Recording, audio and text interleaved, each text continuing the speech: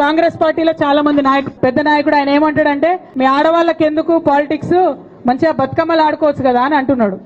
నేనేమంటున్నా, మీ కాంగ్రెస్ పార్టీ బతికి బట్టగట్టి వల్ల కాంగ్రెస్ పార్టీ నెహ్రూ గారు చనిపోయినాక ఇందిరాగాంధీ లేకపోతే కాంగ్రెస్ పార్టీ అనేది లేదు, ఆమె వల్ల బతికింది. ఆ తర్వాత రాజీవ్ గాంధీ గారు చనిపోతే క్రైసిస్ లో ఉంటే సోనియా గాంధీ గారు కాపాడింది కాబట్టి కాంగ్రెస్ పార్టీ బతుకుంది.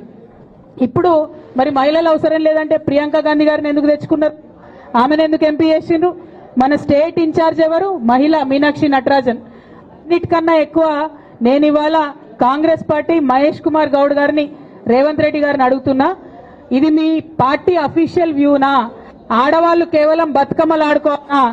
ఆడవాళ్ళు పాలిటిక్స్ మాట్లాడొద్దా? ఆడవాళ్ళు వచ్చి పని చేయొద్దా? దీన్ని మీరు ఖచ్చితంగా ఆన్సర్ చేయాలి. ఇట్లా అడ్డగోలుగా ఆడవాళ్ళ మీద మాట్లాడినటువంటి మీ జగ్గారెడ్డి మీద ఏం చర్య తీసుకుంటుందో ఇలా తెలంగాణ మహిళా లోకం అంతా కూడా చూస్తుంది.